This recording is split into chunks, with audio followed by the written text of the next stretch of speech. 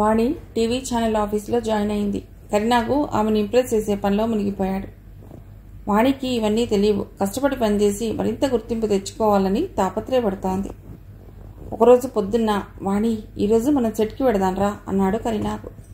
నేనెందుకు సార్? సందిగ్ధంగా అంది వాణి. అలా అంటావేమిటి? నువ్వు కథ రాసిన సీరియల్ ఎలా తీస్తున్నారో తెలుసుకోవా? కాసేపు ఆలోచించి, సరే సార్ వస్తాను అంది. కారులో కూర్చున్నాక, డ్రైవర్ అన్నపూర్ణ స్టూడియోస్కి పోని అన్నాడు కరీనాకు. కాసేపట్లో కార్ స్టూడియోకి చేరుకుంది. సెట్లోకి వెళ్ళేటప్పటికి కావేరి, మరో అమ్మాయి కాంబినేషన్ సీన్లు తీస్తున్నారు. కావేరిది అందులో అత్త క్యారెక్టర్, ఇంకో అమ్మాయి కోడలు. కావేరి డైలాగ్ చెప్తోంది. ఒసే కోడలా, నీ అంతు చూస్తానే అని. డైలాగ్ని బాగా సాగదీసి భయంకరమైన ఎక్స్ప్రెషన్ ఇచ్చింది.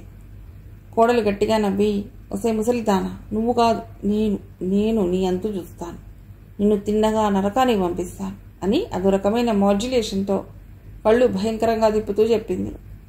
కట్ అన్నాడు డైరెక్టర్. కరీనాకుని చూసి దగ్గరికి వచ్చి, నమస్తే సార్ అన్నాడు. నమస్తే, ఎలా వస్తోంది అవుట్పుట్? బాగుంది సార్, అయినా కావేరీ మేడం ఉండగా మనకేమిటి సార్ అంటూ పక్కనే ఉన్న వాణిని చూసి, నమస్తే మేడం, చాలా బాగా రాశారు అని ఇంప్రెస్ చేయడానికి ట్రై చేశాడు. కరీనాకు అదోలా చుట్టంతో అక్కడి నుంచి వెళ్ళిపోయాడు. కావేరి వచ్చింది వాణి వైపు చూస్తూ, ఏమ్మా ఎప్పుడు స్పాట్కి రావు నిష్ఠురంగా అంది. కరీనాకు వాళ్ళిద్దరికీ మాట్లాడుకునే అవకాశం ఇవ్వడం కోసం అక్కడి నుంచి తప్పుకున్నాడు. అలాంటిదేమీ లేదండి, పని ఒత్తిడి వల్ల రాలేకపోతున్నాను, అయినా మీరు ఉండంగా మాకేం, అన్నీ చూసుకుంటారు కదా అంది వాణి. అబ్బో, మాటలు బాగానే నేర్చావే, సరే కానీ సాయంత్రం ఓసారి ఇంటికి రా అంటూ మరింత క్లోజ్గా ఫీల్ అయ్యేలా చేసింది.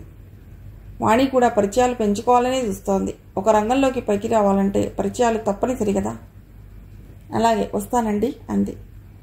సాయంత్రం ఆఫీస్ అవ్వగానే కావేరి ఇంటికి వెళ్ళింది వాణి. ఒక ఖరీదైన ఫ్లాట్లో ఉంటోంది కావేరి. రిచ్ ఇంటీరియర్ డెకరేషన్తో అణువణువున గ్రాండ్గా ఉంది ఇల్లు. ఆశ్చర్యంగా చూస్తోంది వాణి. నువ్వు కొందువు కానీలే ఇలాంటి ఫ్లాట్ అంటూ ప్రేమగా ఆహ్వానించింది కావేరి. గెస్ట్ ఫార్మాలిటీస్ అన్నీ అయ్యాక నెమ్మదిగా మాటల్లోకి దించింది. కరీనాకు మంచితనం గురించి, అతడి గొప్పతనం గురించి నెమ్మదిగా వాణి బుర్రలోకి ఇంజెక్ట్ చేయసాగింది. కాసేపటికి డోర్ బెల్ రింగ్ అయింది. కావేరి వెళ్ళి తలుపు తీసింది. లోనికి వచ్చిన వ్యక్తిని చూసి ఆశ్చర్యపోయింది వాణి. అతడు కరీనాకు. సార్ మీరిక్కడా? ఆశ్చర్యపోతూ అడిగింది. అవునమ్మా, రిలాక్స్ అవ్వటానికి అప్పుడప్పుడు వస్తుంటాను, అదోలా చెప్పాడు. ఇలాంటివి మామూలే అన్నట్లు చూస్తోంది కావేరి. సోఫాలో కూలబడ్డాడు కరీనాకు. అతడికి తగులుతున్నట్టుగా చాలా దగ్గరగా పక్కనే కూర్చుంది కావేరి. ఇబ్బందిగా ఫీల్ అయి వెళ్ళటానికి రెడీ అయింది వాణి. వెంటనే కావేరి, అదేమిటమ్మా అప్పుడే బయలుదేరావు, కాసేపు ఆగు అంది.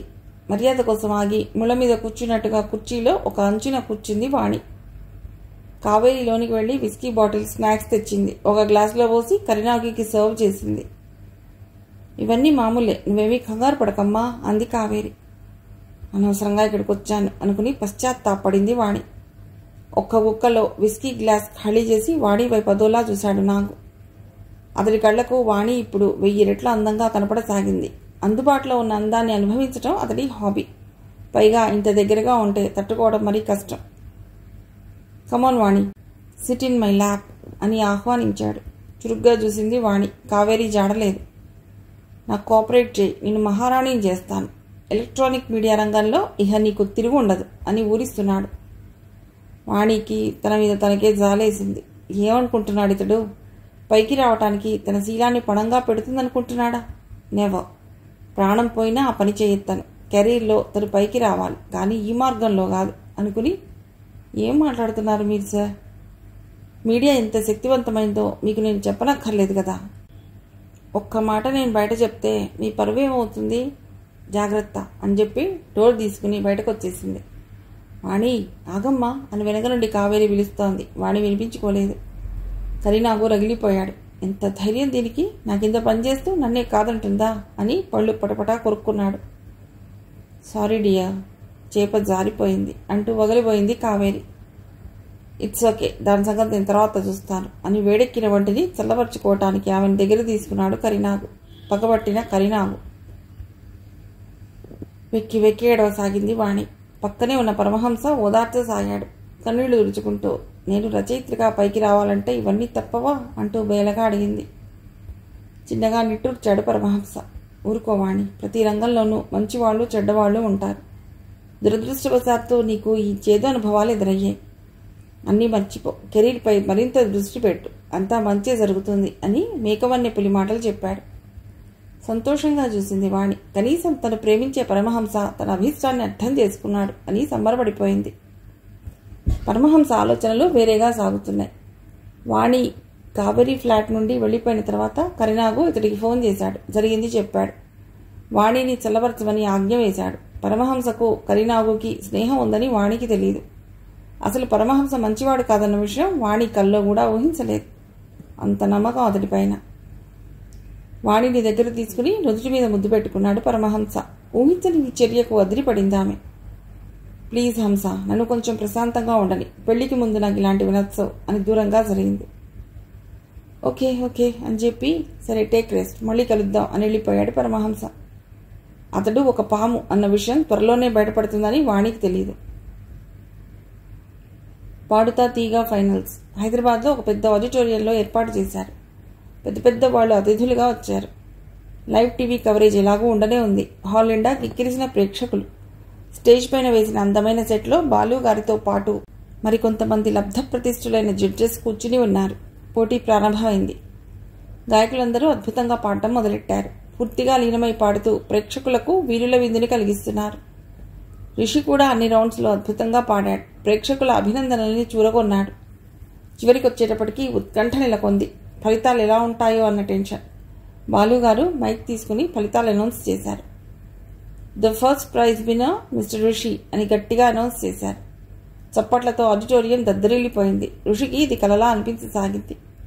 ఆనందంతో కన్నీళ్లు పెట్టుకుని బాలుగారి పాదాలకు నమస్కరించాడు. తర్వాత మిగతా విన్నర్స్ని కూడా ఆయన అనౌన్స్ చేశారు. ప్రైజ్ మనీ అందరికీ చెక్కుల రూపంలో ఇవ్వబడింది. ఆ గాయకులు తెచ్చుకున్న కీర్తితో పోలిస్తే ఆ ప్రైజ్ మనీ ఏ పాటిది? సర్వే జనా సుఖినో భవంతు అంటూ ప్రోగ్రాం ముగించారు బాలుగారు. ఆనందాంబుధిలో తేలియాడుతూ తన స్నేహ బృందం సాక్షిగా విజయాన్ని ఆస్వాదించాడు ఋషి. ఎందుకో అతడికి ఆ క్షణం వాణి గుర్తుకొచ్చింది. ఆమె తన విజయాన్ని గుర్తిస్తే బాగుండని అనిపించింది. కానీ అది అసంభవం అని తెలుసు కాబట్టి ఆ ఆశను మనసులోనే సమాధి చేశాడు ఋషి. May God bless him. Cinema shooting కోసం అవుట్డోర్కి వెళ్ళింది వాణి. నిర్మాత బలవంతం మీద వెళ్ళక తప్పలేదు. బయట ఊళ్ళో ఉన్నంతసేపు పరమహంస బాగా గుర్తుకు రాసాగాడు ఆమెకి. ఈ మధ్య కరీనాకు చూపించిన అనుభవం వల్ల ఆమె మనస్సు మరింత గాయపడి బలహీనమైంది. అది నచ్చిన వాళ్లతోడు కోరుకుంటోంది. ఎందుకో ఆమెకు పరమహంసను వెంటనే కలవాలని, అతని బాహువుల్లో ఒదిగిపోవాలని అనిపించింది. నిర్మాతకు చెప్పి షూటింగ్ మధ్యలో తిరుగు ప్రయాణం అయింది. ఇంటికి రాగానే పరమహంస ఉంటున్న ఫ్లాట్కి వెళ్ళింది. ఒక కొత్త అనుభవం ఎదురవబోతోందని ఆమెకు తెలియదు. ఫ్లాట్లో పరమహంస అందమైన ఓ అమ్మాయిని తనివి తీరా అనుభవిస్తున్నాడు. నిర్మాతరావు పంపించిన అమ్మాయి. పరమహంసను లొంగ తీసుకోవటానికి నిర్మాతరావు వేసిన ఎర. తమకంగా పరమహంస, నీలాంటి ఫిగర్ని ఇప్పటిదాకా అనుభవించలేదు నేను, చాలా సుఖాన్ని ఇచ్చావు అన్నాడు. కిలకిలా నవ్వింది ఆ అమ్మాయి. అయినా రావుగారి టేస్ట్ నాకు తెలుసు, నీలాంటి దాన్ని అస్సలు వదులుకోడు, అప్పుడప్పుడు వస్తుండు అన్నాడు. సరే, మీరు కూడా కొంచెం నా సంగతి చూసుకోండి, సినీ ఫీల్డ్లో హీరోయిన్గా నేను వెలిగిపోవాలి అంది. తప్పకుండా, నేను వదులుకుంటానా అన్నాడు పరమహంస. ఇంతలో డోర్ బెల్ మోగింది. ఉలిక్కిపడ్డాడు పరమహంస. ఈ టైంలో ఎవరు? వాణి కూడా ఊళ్ళో లేదు కదా అనుకున్నాడు. తలుపు తీసి చూసి వాణి కనపడ్డగానే అద్రిపడ్డాడు. వాణి, షూటింగ్ నుండి ఎప్పుడొచ్చావు కంగారుగా అడిగాడు. అతడెందుకు కంగారు పడుతున్నాడో అర్థం కాలేదు వాణికి. తన రాకను చూసి ఎగిరి గంతేస్తాడనుకుంది. కానీ ఏదో తేడాగా ఉంది. లోనికి వస్తూ పరిశీలించింది. ఓరగా వేసి ఉన్న బెడ్రూమ్ తలుపు వెనక అర్ధనగ్నంగా ఉన్న ఓ అమ్మాయి. జరిగింది అర్థమైంది. పరమహంస వైపు చూసింది. అతడేదో చెప్పాలని చూస్తున్నాడు. ఏది వినపట్టం లేదు ఆమెకు. మెదడు స్తంభించిపోయింది. గుండె ముక్కలయింది. ప్రేమ అన్నది పరమహంస వాడిన ఒక ఆయుధం అని తెలిసిపోయింది. చి, నాదే పొరపాటు, నీ కంటికి మళ్ళీ కనబడను అని చెప్పి విసురుగా వచ్చేసింది వాణి. కన్నీళ్లు ఆమె చెంపలను తడిపేస్తున్నాయి. ఆమె వెళ్ళిపోయాక అలర్ట్ అయ్యాడు పరమహంస. వాణి ఇక తన చేతిలో నుండి జారిపోయిందని అర్థమైంది. కోపంతో అతడి పిడికిళ్లు బిగుసుకున్నాయి. దుష్ట చతుష్టయం మన పురాణ గాథల్లోనే బాగా విన్న పదం. వాళ్ళని తలుచుకుంటేనే మనకు ఒళ్ళు జలదరిస్తుంది. ఇక్కడ కూడా దుష్ట చతుష్టయం ఉన్నారు. వాళ్ళు కరీనాగు, నిర్మాతరావు, పరమహంస, బోకు. ఈ నలుగురు కూడా దుష్ట చతుష్టయమే. ఆ దుష్ట చతుష్టయం ఈరోజు ఒక చోట సమావేశమయ్యారు. ఒక దుష్ట కార్యానికి పథకం రచన చేస్తున్నారు. వాళ్ళందరి మనసుల్లోనూ ఉన్న ఆలోచన ఒక్కటే, చిన్న పామునైనా పెద్ద కర్రతో కొట్టాలి అన్నది. వాళ్ళు కొడదామనుకుంటున్న చిన్న పాము వాణి, రచయిత్రి వాణి. నిజానికి పగ తీర్చుకోవాల్సినంత పెద్ద శత్రువేమీ కాదు వాణి. జస్ట్ కేవలం ఈగో సంతృప్తి పరచుకోవటం కోసం ఆమెపై ప్రతీకారం తీర్చుకోవాలని ఆలోచిస్తున్నారు. చాలాసేపు డిస్కషన్ చేసుకున్న తర్వాత మందు బాటిల్స్ ఓపెన్ చేశారు. 2 రౌండ్స్ అయ్యాక అందరూ ఫామ్లోకి వచ్చారు. రెచ్చిపోయి వాగుతున్నారు. పరమహంస అన్నాడు, రావు గారు, మీరేమీ వరీ కాకండి. ఆ వాణిని బంగ్లాకు రప్పించే బాధ్యత నాది. అక్కడే దాన్ని తనివి తీరా అనుభవించాలి. తర్వాత సమాధి చేసేద్దాం. లేకపోతే ఆఫ్టర్ ఆల్ ఒక ఆడది మనల్ని కాదంటుందా? వాగుతున్నాడు. రావు ఆనందంగా చూశాడు. కరీనాగు వికృతంగా నవ్వుకున్నాడు. బోకు మాత్రం వాణిని ముందు తని ఎలా అనుభవించాలని ఆలోచిస్తున్నాడు. అందరిది ఒకటే వికృత మనస్తత్వం. పైకి పెద్ద మనుషుల్లా ఉండే వారి అసలు స్వరూపం, వాళ్ళ నిత్యమైన ఆలోచనలకి పర్యవసానాలేంటో కాలమే నిర్ణయించాలి. కాలింగ్ బెల్ ఆగకుండా మోగుతోంది. రాసుకుంటున్న వాణి విసుక్కుంటూ వెళ్లి తలుపు తీసింది. ఎదురుగా పరమహంస. విపరీతమైన కోపంతో డోర్ బలంగా వేయబోయింది. అప్పటికే పరమహంస లోనికి వచ్చి, ప్లీజ్ వాణి, నేను చెప్పేది విను. అదంతా జస్ట్ ఫన్. నీ మీద నా ప్రేమ నిజం అని కన్విన్స్ చేయడానికి ట్రై చేస్తున్నాడు. Please get out from here. How dare you to enter అని అరిచింది. వాణి ప్లీజ్ ప్లీజ్ అంటూ దగ్గరగా వచ్చి ఆమె ముక్కు మీద కర్చీఫ్ ఉంచాడు. నెమ్మదిగా మత్తులోకి జారిపోయింది వాణి. కాసేపటి తర్వాత వాళ్ళు ప్రయాణిస్తున్న కారు ఊరి చివరి దయ్యాల బంగ్లా వైపు దూసుకుపోతోంది. వాణి ఆ విధంగా కిడ్నాప్ అయింది. ఆ దుష్ట చతుష్టయం బారిన పడి దారుణంగా రేప్ చేయబడింది. తర్వాత కొన ఊపిరితో కొట్టుకుంటున్న ఆమెను సమీపించింది ఓ ఆకారం. సన్నటి నీడ తన వైపు కదిలి వస్తుంటే విభ్రాంతిగా చూస్తోంది వాణి. క్రమంగా ఆ నీడ ఒక మనిషిదని అర్థమయ్యాక ఆశ కలిగింది. ప్లీజ్ సేవ్ మీ, ప్లీజ్ అని బలవంతం మీద అంది. కానీ ఆ మాటలు వస్తున్న వ్యక్తికి వినిపించి ఉంటాయన్న నమ్మకం లేదు. అతడి దగ్గరగా వచ్చాడు. వాణిని చూసి, నన్ను క్షమించమ్మా, నిన్ను రక్షించేంత శక్తి నా దగ్గర లేదు. ఇప్పటికే చాలా ఆలస్యమైంది అన్నాడు. ఆ వచ్చిన వ్యక్తి భైరవానంద స్వామి. క్షుద్రదేవతోపాసకుడు. క్షుద్ర విద్యలో ఒక లెవెల్ వరకు అన్నీ సాధించాడు. అంటే ఆత్మలతో ఇంటరాక్ట్ అవ్వటం, పరకాయ ప్రవేశం లాంటి విద్యలు. అంతకంటే పై లెవెల్కి వెళ్ళటం కోసం మరిన్ని తాంత్రిక పూజలు చేస్తూ ఆ బంగ్లా పక్కనే ఉన్న శ్మశానంలో ఎవరికీ కనిపించకుండా తిష్ట వేశాడు. పగలు బయట తిరగడు, రాత్రిళ్లు మాత్రమే సంచరిస్తుంటాడు. వాణి మీద దుష్ట చతుష్టయం అత్యాచారం చేయడం అతడి చెవులకు సోకింది. కానీ వచ్చేటప్పటికే పరిస్థితి చేజారిపోయింది. వాణి నెమ్మదిగా కళ్ళు మూసింది. ఆమె మరణించింది. ఆమె శరీరం నుండి బయటపడిన ఆత్మ అక్కడే తిరగాడసాగింది. భైరవానంద స్వామిని బేలగా చూడసాగింది. చెప్పమ్మా, ఎందుకు ఇక్కడే ఆగిపోయావు? నీ సూక్ష్మ శరీరానికి మోక్షం ప్రసాదించనా అడిగాడు. వద్దు స్వామి, నన్ను ఇంత దారుణంగా చంపిన వాళ్ళ మీద పగ తీర్చుకోవాలి. అప్పుడే నాకు మోక్షం, పగతో రగిలిపోతూ చెప్పింది వాణి ఆత్మ. సరే, తప్పకుండా చేద్దాం.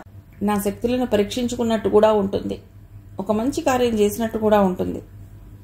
ధన్యవాదాలు స్వామి. ముందుగా నా శ్రేయోభిలాష అయిన ఋషి అనే వ్యక్తిని ఇక్కడికి రప్పించండి. అతడి ద్వారానే నా పగ తీరాలి బతిమాలుకుంది ఆత్మ. అలాగే, తప్పకుండా అని చెప్పి కళ్ళు మూసుకున్నాడు భైరవ.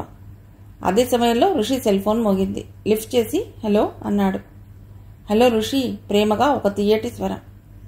వెంటనే ఆ వాయిస్ గుర్తుపట్టాడు ఋషి. అది వాణిది. వాణి, వాణి ఆనందంతో అరవసాగాడు. అవును నేనే. నిన్ను ఒక్కసారి చూడాలనుంది. మనం ఇంతకుముందు కలిసిన బంగ్లాకు వస్తావా అడిగింది.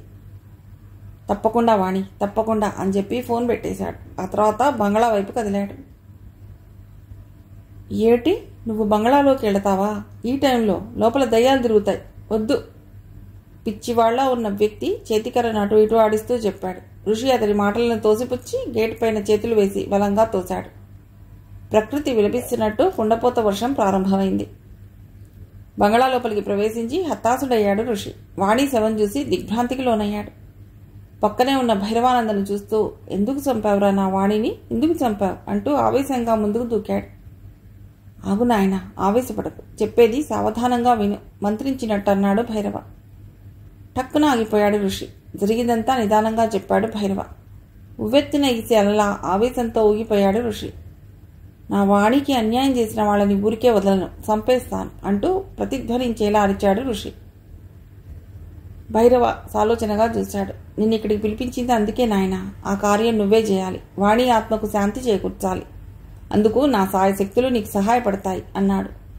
వాణి ఆత్మ అవునన్నట్టుగా ఒక పిల్ల తెమ్మర ఋషి చెవులకి సోకింది. ఋషి అన్నాడు, వాణి, నిన్ను మనస్ఫూర్తిగా ప్రేమించాను. కానీ దురదృష్టవశాత్తు నిన్ను అందుకోలేకపోయాను. కనీసం నీ ఆఖరి కోరికైనా తీర్చి నా ప్రేమను నిరూపించుకుంటాను. నీ ఆత్మకు శాంతి చేకూరుస్తాను. ఇదే నా ప్రతిజ్ఞ. భైరవ సంతృప్తిగా చూశాడు. తర్వాత చేయవలసిన కార్యక్రమాల గురించి ఇద్దరూ చాలాసేపు మాట్లాడుకున్నారు. ఋషి ఆ బంగళా నుండి బయటకొచ్చి నడవసాగాడు. అతడు లోనికెడుతున్నప్పుడు వారించిన పిచ్చివాడు ఇప్పుడు నిదానంగా బయటకు పెడుతున్న ఋషిని చూసి నర్మగర్భంగా నవ్వుకున్నాడు. ఏదో మంచి కార్యం జరగబోతోందని అతడికి అర్థమైంది. రచయిత్రి వాణి అదృశ్యం. అన్ని టీవీ ఛానళ్లు ఈ వార్తను చెప్పి హోరెత్తిచ్చేస్తున్నాయి. ఎవరో దుండగులు ఆమె నివసిస్తున్న ఫ్లాట్కి వచ్చి కిడ్నాప్ చేశారని తమకు అందుబాటులో ఉన్న ఆధారాలను బట్టి వార్తలను వండి వార్చేస్తున్నారు. టీవీలో ఈ న్యూస్ చూస్తున్న ఋషి నిశ్శబ్దంగా రోధించసాగాడు. ఎవరితోనూ మాట్లాడకుండా మౌనంగా ఉండసాగాడు. ఫ్రెండ్స్ అందరూ ఒకప్పుడు వాణిని ప్రేమించాడు కాబట్టి ఋషి ఫీల్ అవుతున్నాడని అనుకోసాగారు. కానీ వాణి మరణించిందన్న విషయం తెలిసిన ఋషి ఆ బాధలో నుండి బయటపడలేక మౌనముద్ర దాల్చాడు. కొన్ని రోజుల తర్వాత ఈ వార్త పాతదైపోవటంతో అందరూ ఆ విషయాన్ని మర్చిపోయారు. గాయకుడిగా పేరు రావటంతో ఋషికి సినిమాల్లో పాడే అవకాశాలు రాసాగాయి. ఒకరోజు ప్రముఖ సంగీత దర్శకుడు చక్రపాణి దగ్గర నుండి కాల్ వచ్చింది. రికార్డింగ్ థియేటర్కి రమ్మని కబురది. తర్వాతి రోజే ఆయన దగ్గరికి వెళ్ళాడు ఋషి. రాబోయిరా అంటూ ఆహ్వానించారు చక్రపాణి. వెడుతూనే ఆయన పాదాలకి నమస్కరించాడు ఋషి. దీర్ఘాయుష్మాన్ భవ అని దీవించారు ఆయన. తర్వాత పాడవలసిన పాటను ట్యూన్ని వినిపించి ప్రాక్టీస్ చేయమని చెప్పారు.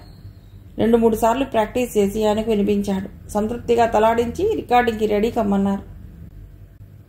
ఋషి వెళ్లకముందే అక్కడ వేరే గాయని వచ్చి ఉంది. ఆమె పేరు ఋషికి తెలుసు. గాయనిగా కొంచెం సీనియర్ ఆమె, కానీ వయసు మాత్రం తక్కువే. ఆ అమ్మాయి పేరు లేఖ. ఋషి, లేఖ ఇద్దరూ కలిసి పాడవలసిన డ్యూయట్ అది. అంతా రెడీ అవ్వగానే చేంబర్లోకి వెళ్ళి మైక్ ముందు నిలబడ్డారిద్దరు. కాసేపట్లో రికార్డింగ్ స్టార్ట్ అయింది. ఎక్కడా చిన్న తప్పు లేకుండా ఇద్దరూ బ్రహ్మాండంగా పాడారు. పాట పూర్తవగానే మ్యూజిషియన్స్ అందరూ చప్పట్లు కొట్టారు. చాలా హ్యాపీగా ఫీల్ అయ్యాడు ఋషి. ఇది ప్లేబ్యాక్ సింగర్గా తొలిపాట అతడికి. పని పూర్తయ్యాక ఋషి వచ్చేస్తుంటే, చాలా చాలా బాగా పాడారు, మీకు మంచి ఫ్యూచర్ ఉంది అంది లేఖ. చాలా థ్యాంక్స్ అండి అని చెప్పి అక్కడి నుంచి వచ్చేశాడు ఋషి. తక్కువగా మాట్లాడటంతో కొంచెం ఫీల్ అయింది లేఖ. కానీ ఋషి మానసిక పరిస్థితి ఆమెకు తెలియదు కదా. కొన్ని రోజుల తర్వాత సమయం రాత్రి 12 దాటింది. అప్పుడే నిద్రపోదామని బెడ్ మీద వాలాడు ఋషి. మాగన్నుగా నిద్ర పడుతోంది.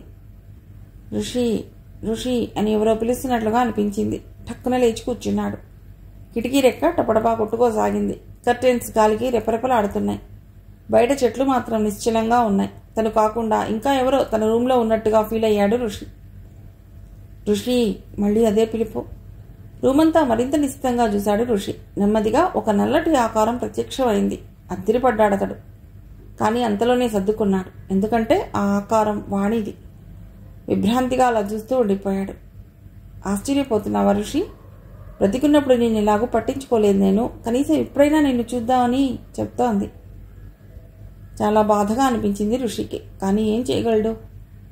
అందుకే వాణి, నీకు ఇచ్చిన మాట గుర్తుంది. నేను అన్యాయం చేసిన వాళ్ళని వదిలే ప్రసక్తే లేదు. కానీ ప్రపంచం నీ గురించి పూర్తిగా మర్చిపోయిన తర్వాత నా కార్యాచరణ ఉంటుంది. అంతవరకు నన్ను క్షమించు అన్నాడు. వాణి ఆత్మ చిన్నగా నవ్వింది. నీ కర్తవ్యాన్ని గుర్తు చేయడానికి నేను రాలేదు ఋషి. నిన్ను చూడాలనిపించింది, అందుకే వచ్చాను. ఇక పెడతాను అని మాయమైంది. చిన్నగా నిట్టూర్చాడు ఋషి. బెడ్ మీద వాలి ఆలోచించసాగాడు. ఇంతకుముందు ఎవరైనా ఆత్మల గురించి చెప్తే నమ్మేవాడు కాదు. కానీ ఇప్పుడు ప్రాక్టికల్గా జరుగుతున్నది చూస్తుంటే నమ్మక తప్పడం లేదు. అయినా నమ్మడం నమ్మకపోవడం పక్కన పెడితే వాణికి జరిగిన అన్యాయం మాత్రం నిజమే కదా. ఆలోచిస్తూ అలాగే నిద్రలోకి జారుకున్నాడు. ఋషి పాట పాడిన సినిమా బ్రహ్మాండమైన హిట్ అయింది. ఋషికి చాలా మంచి పేరు వచ్చింది. మరిన్ని అవకాశాలు రాసాగాయి అతడికి. వాణి కథ అందించిన సినిమా కూడా హిట్ అయింది. నిర్మాత పుల్లయ్య ఆనందానికి హద్దు లేకుండా పోయింది. అయితే ఆ విజయాన్ని ఆస్వాదించడానికి మాత్రం వాణి లేకపోవటం బాధాకరం. వాణి తరఫు నుండి పోరాటానికి కూడా ఎవరూ లేకపోవడంతో ఆ విషయాన్ని పట్టించుకునే నాదుడే లేకపోయాడు. అమెరికాలో తెలుగు సంఘాలు నిర్వహిస్తున్న సాంస్కృతిక కార్యక్రమాలకి రావాల్సిందిగా ఋషికి ఆహ్వానం అందింది. అతడితో పాటు చాలామంది ఇతర కళాకారులకు కూడా ఆహ్వానం అందింది. అందులో గాయని లేఖ కూడా ఉంది. అమెరికా వెళ్ళడానికి మనస్కరించలేదు ఋషికి. కానీ ఫ్రెండ్స్ అందరూ అవకాశం మళ్ళీ మళ్ళీ రాదు, వెళ్ళరా అని నచ్చజెప్పడంతో ఒప్పుకున్నాడు. వీసా అరేంజ్ చేయబడింది. సేఫ్గా అమెరికాలో ల్యాండ్ అయ్యారు అందరూ. ఒక డాక్టర్గా అమెరికా వద్దాం అనుకున్నాడు ఋషి. కానీ గాయకుడిగా వచ్చాడు. అదే జీవితం అంటే. కళాకారులందరికీ అకామిడేషన్ తెలుగు వాళ్ళ ఇళ్లలో ఇవ్వబడింది. ఋషికి లేఖకి ఒకే ఇంట్లో ఇచ్చారు. ఈ అరేంజ్మెంట్కి లేఖ బాగా సంతోషించింది. ఋషిని తొలిసారి చూసినప్పుడే అతడు ఎంతో నచ్చాడు ఆమెకి. కానీ బయటపడలేదు. అవకాశం వచ్చిన ప్రతిసారి అతనికి దగ్గర అవ్వాలని ప్రయత్నిస్తోంది. ఇప్పుడు ఒకే దగ్గర అకామిడేషన్ ఇవ్వడంతో బాగా సంతోషించింది. కల్చరల్ ఈవెంట్ రోజు అందరినీ పికప్ చేసుకుని ఆడిటోరియంకి తీసుకెళ్లారు. ప్రేక్షకులుగా వచ్చిన తెలుగు వాళ్లతో ఆడిటోరియం నిండిపోయింది. కళాకారులు తమ కళలని ప్రదర్శించసాగారు. మిమిక్రీ, వెంట్రిలాక్విజం, డ్రీమ్స్, సాంగ్స్ ఇలా అన్నీ ప్రదర్శించారు. ఋషి లేఖ కలిసి ఒక ప్రేమ గీతాన్ని ఆలపించారు. మంచి రెస్పాన్స్ వచ్చింది. లేఖ ఆ పాటని నిజంగానే మనసులో నుండి ఫీల్ అయి పాడింది. ఋషి ఆమె బాడీ లాంగ్వేజ్ని గమనిస్తూనే ఉన్నాడు. ఆమె తనపై ఆశలు పెంచుకుంటోందని అర్థం కాసాగింది. కానీ ఆపడానికి అతడెవరు? నయగారా ఫాల్స్ అద్భుతమైన సుందర ప్రకృతి విన్యాసం. టూరిస్టులందరూ కేరింతలు కొడుతూ చూస్తున్నారు. మన తెలుగు కళాకారులు కూడా చూడటానికి వచ్చారు. లేఖ తన మనసులోని మాటను బయటపెట్టడానికి ఇదే సరైన లొకేషన్ అని భావించింది. ఋషిని సమీపించి మీతో ఒక విషయం చెప్పాలి అంది సిగ్గుపడుతూ. చెప్పండి అన్నాడు. మిమ్మల్ని తొలిసారి చూసినప్పుడే ఇష్టపడ్డాను. తర్వాత మిమ్మల్ని ప్రేమించాను. మిమ్మల్ని పెళ్లి చేసుకోవాలనుకుంటున్నాను. భావి జీవితాన్ని మీతో గడపాలని ఆశపడుతున్నాను అంది. ఎలా రియాక్ట్ అవ్వాలో అర్థం కాలేదు ఋషికి. క్షణంసేపు మౌనంగా ఉండిపోయాడు. తర్వాత స్థిరంగా చెప్పాడు. చూడండి లేఖ గారు, మీ మనసులోని ప్రేమను నేను అర్థం చేసుకోగలను. కానీ ఆ ప్రేమను అందుకునే అవకాశం నాకు లేదు. నేను మీలాగే ఒక అమ్మాయిని ప్రేమించాను. కానీ నా ప్రేమ సఫలం కాకముందే ఆమె అందనంత దూరానికి వెళ్ళిపోయింది. నా మనసు ముక్కలైపోయింది. అది మళ్ళీ అతుక్కోదు. ప్రేమ అనే మాటకు నా జీవితంలో చోటు లేదు. నన్ను క్షమించండి. లేఖ మొహంలో నిస్పృహ. ఋషి నుండి దూరంగా వెళ్లి మిగతా వాళ్లతో కలిసిపోయింది. విరక్తిగా నవ్వుకున్నాడు ఋషి. ప్రముఖ నిర్మాత రావు హత్య. ఇదే వార్తని టీవీ ఛానళ్లు రిపీటెడ్గా చూపిస్తున్నాయి. తెలుగు రాష్ట్రాల్లోని ప్రజలంతా విపరీతమైన ఆశ్చర్యానికి గురయ్యారు. మానవతావాది, సౌమ్యుడు, అజాత శత్రువు అయిన రావు గారిని చంపవలసిన అవసరం ఎవరికుంటుంది? బహుశా ఏ ఆర్థిక కారణాలు అయి ఉంటాయి అని అందరూ చెప్పుకోసాగారు. కానీ అతడి గురించి తెలిసిన చాలా తక్కువ మంది మంచి పని అయింది, తగిన శాస్తి జరిగింది ఆ నీచుడికి అని సంతోషపడ్డారు. టీవీలో రావు గారి గెస్ట్ హౌస్ విజువల్స్ చూపిస్తున్నారు. అతడి భార్య, పిల్లల మొహాలు మాత్రం అప్రసన్నంగా ఉన్నాయి. ఆస్తి రహస్యాలు చెప్పకుండా చచ్చాడు అని వాళ్ల బాధ కాబోలు. టీవీ యాంకర్ల హడావుడి ఎక్కువగా ఉంది. రావుని చూడటానికి వస్తున్న సినిమా వాళ్ళని పట్టుకుని బైట్స్ తీసుకోవటంలో బిజీగా ఉన్నారు. హత్య ఎందుకు జరిగి ఉంటుంది సార్ అని ఒక వర్ధమాన నటుడిని అడిగింది యాంకర్. ఎన్నో సినిమాలు చేసిన యాక్టర్లా ఫోజు పెట్టి చెప్పలేవండి, చాలా కారణాలు ఉండొచ్చు అని చెప్పి తప్పించుకున్నాడు. ఇంతలో ఒక పోలీస్ జీప్ వచ్చి ఆగింది. ఎస్ఐ నింపాదిగా దిగాడు. అతడి పేరు బ్రహ్మయ్య. నల్లగా బలంగా ఉంటాడు. చూపు డేగ చూపు. దద్దమ్మలా కనిపిస్తాడు. కానీ చాలా ఇంటెలిజెంట్. తప్పు చేసిన నేరస్తులని పట్టుకునేదాకా నిద్రపోడు. కానిస్టేబుల్ వచ్చి చాలా ఘోరమైన హత్య సార్ అని చెప్పాడు. సాలోచనగా తలారించి శవాన్ని పోస్టుమార్టంకి పంపించండి అన్నాడు. అన్ని క్లూస్ సేకరించండి. ఏ ఒక్క ఆధారాన్ని మనం మిస్ చేసుకోకూడదు. అలాగే సార్ అని వెళ్ళిపోయాడు కానిస్టేబుల్. గెస్ట్ హౌస్ చుట్టూ పరిశీలనగా చూడసాగాడు బ్రహ్మయ్య. అనుమానించదగ్గ విషయమేమీ కనబడలేదు. సీసీటీవీ ఫుటేజ్ చూడాలనుకున్నాడు. ఆ రాత్రి స్టేషన్లో కూర్చుని సీసీటీవీ ఫుటేజ్ని జాగ్రత్తగా పరిశీలించసాగాడు. మొదటి సీన్లో కెమెరా 1లో ఒక అందమైన అమ్మాయి గెస్ట్ హౌస్లోకి వెడుతున్న దృశ్యం రికార్డ్ అయింది. తర్వాత తిరిగి ఆమె బయటకు వచ్చిన దృశ్యాలేమీ రికార్డ్ కాలేదు. లోపలికి వెళ్లిన అమ్మాయి ఏమైంది? అసలు ఎందుకు వెళ్ళింది? అన్ని ప్రశ్నలే, సమాధానం లేని ప్రశ్నలు. సిగరెట్ తీసి వెలిగించాడు. పొగను పైకొదులుతూ సీట్లో వెనక్కి వాలి ఆలోచించసాగాడు. నిర్మాత రావు అసలు క్యారెక్టర్ తెలియాలి. అప్పుడే ఈ కేసు సాల్వ్ అవుతుంది అనుకున్నాడు. టీవీ ఆన్ చేయమని కానిస్టేబుల్కి చెప్పి ముందున్న పోస్ట్ మార్టం రిపోర్ట్ ఓపెన్ చేశాడు. అందులో రాసి ఉన్న రిపోర్ట్ చదివి షాక్ తగిలినట్టు అద్రిపడ్డాడు బ్రహ్మయ్య. గుర్తు తెలియని ఆయుధంతో హత్య జరిగింది. హతుడి బాడీ మీద పురుషాంగం తొలగించబడి ఉంది. మై గాడ్, ఇంత దారుణంగా చంపారా అనుకుని ఆశ్చర్యపోయాడు. మరో బలమైన మోటివ్ ఉంటే తప్ప ఇలా చెయ్యరు అనుకుని టీవీలో వస్తున్న దృశ్యాలను చూసి మరింత షాక్ అయ్యాడు. టీవీ స్టూడియోలో కొంతమంది అమ్మాయిలు కూర్చుని ఉన్నారు. యాంకర్ పేపర్లు సర్దుకుంటూ, నిర్మాతారావు తమని లైంగికంగా వేధించాడని కొంతమంది జూనియర్ ఆర్టిస్టులు స్టూడియోకి వచ్చారు. వాళ్ల వ్యధను వాళ్ల మాటల్లోనే విందా అని స్టార్ట్ చేసింది. మొహం కనబడకుండా చున్నీ కట్టుకున్న ఒక అమ్మాయి చెప్పసాగింది. రావు పరమ నీచుడండి. అవకాశాల కోసం మేము ఆయన దగ్గరికి వెళ్ళినప్పుడు రాత్రికి గెస్ట్ హౌస్కి రమ్మనేవాడు. తీరా వెళ్ళిన తర్వాత ఒంటి మీద బట్టలన్నీ తీసేయమని అడిగేవాడు. బయటకు చెప్పలేని గలీజ్ పనులన్నీ మాతో చేయించుకునేవాడు. మా అవసరాన్ని ఆసరాగా తీసుకుని మమ్మల్ని సెక్షువల్గా వాడుకునేవాడు. పైకి మాత్రం చాలా మంచిగా కనబడేవాడు. ఇంత చేసినా మాకు గొప్ప అవకాశాలేవి రాలేదండి. పైకి చెప్పుకోలేక కుళ్ళి ఏడవాల్సి వచ్చేది అని కన్నీళ్లు పెట్టుకుంటూ చెప్పింది. వేరే అమ్మాయిలు కూడా అలాగే చెప్పసాగారు. బ్రహ్మయ్యకి విషయం అర్థమైంది. హత్య జరిగిన రోజు కూడా ఏ జూనియర్ ఆర్టిస్ట్నో తన గెస్ట్ హౌస్కి రమ్మని ఉంటాడు. అందులో డౌట్ లేదు. కానీ హత్య ఎలా జరిగిందో తెలియాలంటే లోపలి సీసీ కెమెరాల ఫుటేజీని పరిశీలించాలి అనుకున్నాడు. ఒకటి చెప్పరా అని కానిస్టేబుల్కి ఆర్డర్ వేసి రెండో కెమెరా ఫుటేజ్ని ఓపెన్ చేశాడు. అది గెస్ట్ హౌస్ లోపలి కెమెరా. ఆ దృశ్యాలను చూసి మరింత షాక్ అయ్యాడు బ్రహ్మయ్య. సన్నగా వర్షం కురుస్తోంది. అప్పుడే సంజయ్ చీకట్లు ముసురుకుంటున్నాయి. రావు గారి గెస్ట్ హౌస్ ముందు ఆటో దిగిందామె. జీన్స్ ప్యాంట్ పైన పువ్వుల చొక్కా వేసుకుంది. వంటికి బిగుతుగా ఉన్న ఆ డ్రెస్ ఆమె వంపు సొంపులను బహిర్గతం చేస్తోంది. చూడగానే అనుభవించాలని ఎవరికైనా అనిపించే ఫిగర్ ఆమె సొంతం. సినిమాల్లో పెద్ద హీరోయిన్గా వెలిగిపోవాలని కలలు కని ఇంటి నుండి పారిపోయి హైదరాబాద్ వచ్చింది. నానా పాటలు పడి జూనియర్ ఆర్టిస్ట్ కార్డ్ సంపాదించింది. కృష్ణానగర్లో అద్దెకుంటూ పెద్ద వేషాల కోసం ప్రయత్నిస్తోంది.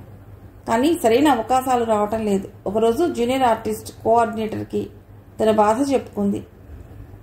అతడు రావు గారితో మీటింగ్ అరేంజ్ చేశాడు. సినిమాల్లో మంచి గుర్తింపు ఉండే పాత్ర దొరకాలంటే కమిట్మెంట్ తప్పనిసరి అని ఆమె చెప్పి ఇక్కడికి పంపించాడు. ఇదే సమయంలో అక్కడ ఊరి చివర బంగళాలో భైరవానంద నేలపై ఆసనంలో కూర్చున్నాడు. అతడి ఎదురుగా పెద్ద ముగ్గు వేసి ఉంది. అందులో రకరకాల ద్రవ్యాలు, క్షుద్ర ఉపాసకులు దేవతకు సమర్పించే పదార్థాలు. కొంచెం దూరంలో ఋషి నిలబడి ఉన్నాడు. భైరవ పిలుపుపై అక్కడికి వచ్చాడు. భైరవ గొంతు సవరించుకుని చెప్పాడు. ఋషి, ఇప్పుడు నేను వాణి ఆత్మను పిలుస్తాను. ఆమెతో మాట్లాడతాను. పగతో రగిలిపోతున్న ఆమె ఆత్మ చాలా క్రూరంగా ఉంటుంది. పూజలో ఉన్నప్పుడు నన్ను భంగపరచొద్దు. అలాగే గురువుగారు అన్నాడు ఋషి. తర్వాత భైరవ కళ్ళు మూసుకుని మంత్రాలు పఠించసాగాడు. ఒక సన్నటి పిల్ల తెమ్మెరలా ప్రారంభమై ఉధృతంగా మారింది అక్కడి గాలి కదలిక. సడన్గా వాణి ఆత్మ ప్రత్యక్షమైంది. అప్పటిదాకా నిబ్బరంగా ఉన్న ఋషి అదిరిపడ్డాడు. చాలా క్రూరంగా ఉంది వాణి ఆకారం. అది ఋషికి దగ్గరగా రాసాగింది. క్షణాల్లో వాణి ఆత్మ ఋషిలో ప్రవేశించింది. ఇప్పుడు ఋషి కాదు, అతడి రూపంలో ఉన్న వాణి. భైరవ చెప్పాడు. వాణి, ఋషి శరీరం సహాయంతో నీ పగ తీర్చుకో. వెంటనే నీ మొదటి శత్రువు దగ్గరికి వెళ్ళు అని ఆజ్ఞాపించాడు. ఆ వెంటనే ఋషి శరీరం మాయమైంది. రావు గారి గెస్ట్ హౌస్లో ప్రత్యక్షమైంది. కమాన్ బేబీ కమాన్ అంటూ గెస్ట్ హౌస్కి వచ్చిన అందమైన అమ్మాయిని కౌగిలించుకున్నాడు రావు. మెత్తని ఆమె వంటి స్పర్శ తగలగానే జీవుమంది రావుకి. పొందబోయే సుఖాన్ని తలుచుకుని మురిసిపోయాడు. ఆమెను వదిలి కిచెన్లో నుండి విస్కీ బాటిల్ 2 గ్లాసులు తెచ్చాడు. విస్కీ ఒక గ్లాసులో పోసి ఆమెకిచ్చి సిప్ చేయమన్నాడు. తను గ్లాస్ తీసుకుని చేర్స్ అని సిప్ చేశాడు. ద్రవం గొంతులో పడేసరికి ఒళ్ళు వేడెక్కింది రావుకి. నెమ్మదిగా ఆమె వంటి మీద బట్టల్ని ఒలిచేశాడు. పాలరాతి శిల్పంలా మెరిసిపోతోంది ఆమె నగ్న శరీరం. తను కూడా వివస్త్ర అయ్యాడు. ఆమె నెమ్మదిగా ఆక్రమించుకున్నాడు. తీయటి యుద్ధం మొదలైంది. ఇదే తను పొందుతున్న చివరి సుఖం అని అతడికి తెలియదు. తెలిస్తే గుండె ఎప్పుడూ ఆగిపోయేది. ఏదో చప్పుడైంది. మంచి రసపటల్లో ఉన్న ఇద్దరూ ఉలిక్కిపడ్డారు. నెమ్మదిగా ఋషి రూపంలో ఉన్న వాణి అక్కడ ప్రత్యక్షమైంది. ముందుగా ఋషి ఆకారాన్ని చూసిన అమ్మాయి కెవ్వున కేక పెట్టింది. రావుని పక్కకు దోసి బెడ్ మీద నుండి కిందికి దూకి బట్టలేసుకుంది. రావు అంత త్వరగా రియాక్ట్ కాలేకపోయాడు. మంచి మూడ్లో ఉన్నట్టున్నావు మిస్టర్ రావు, భయంకరంగా ప్రతిధ్వనించింది ఋషి గొంతు. ఆ అమ్మాయి అప్పటికే పారిపోయింది. ఎవడ్రా నువ్వు, ఇక్కడి దాకా ఎలా వచ్చావు అరుస్తున్నాడు రావు. కానీ అతడి కేకలేవి చిత్రంగా బయటకు వినపట్టం లేదు. నేనెవరో తెలుసుకోవాలనుందా? విను, నీ చేతుల్లో చిత్రవధ అనుభవించి చనిపోయిన వాణిని అంటూ భయంకరంగా నవ్వింది. రావు మొహంలో కత్తివేటుకు నెత్తురు చుక్కలేదు. స్పష్టంగా కనిపిస్తున్న భీతి. ప్లీజ్ నన్నేమీ చేయకు, నీకు దండం పెడతాను, వదిలేయి ప్రతిమాలుకుంటున్నాడు. నిన్ను వదలటమా, నీకు శాశ్వత విముక్తి ప్రసాదిస్తాను, కాసుకో అని మీద కురికాడు ఋషి. తప్పించుకోబోయాడు రావు, కానీ సాధ్యం కాలేదు. ఋషి చేతిలో ఉన్న కొత్త ఆయుధం మంత్రశక్తితో మొదట అతడి పురుషాంగాన్ని చిత్రవధ చేశాడు ఋషి. గౌకేక పెట్టాడు రావు, అయినా ఋషి వదల్లేదు. తర్వాత ఆ కొత్త ఆయుధం అతడి గొంతులో దిగబడింది. గిలగిలా కొట్టుకుని ప్రాణాలు విడిచాడు రావు. ఋషి రూపంలో ఉన్న వాణి ఆత్మ సంతోషంగా నవ్వింది. నిశ్శబ్దంగా అక్కడి నుంచి మాయమయ్యాడు ఋషి. గాఢంగా నిశ్వసించాడు ఎస్ఐ బ్రహ్మయ్య. సీసీటీవీ ఫుటేజ్లో రెండో కెమెరా దృశ్యాల్లో చాలా భాగం అతడికి కనిపించలేదు. చాలా చోట్ల వీడియో బ్లర్ అయింది. కొన్ని చోట్ల వీడియో ఎందుకు మిస్ అయిందో అతడికి అంతుపట్టలేదు.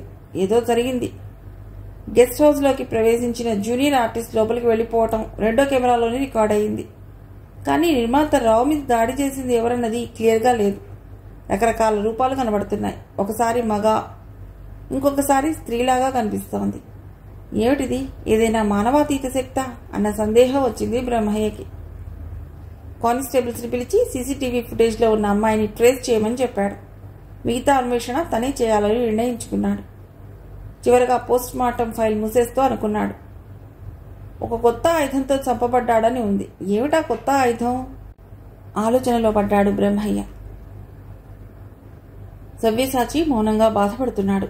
ఎంతో గొప్ప రచయిత్ర అవుతుందని అనుకున్న వాణి కనబట్టలేదని తెలిసినప్పటి నుండి అతడి మనసు అదోలా అయింది. అంత పెద్ద శత్రువులు ఆమెకు ఎవరున్నారా అని ఆలోచించసాగాడు.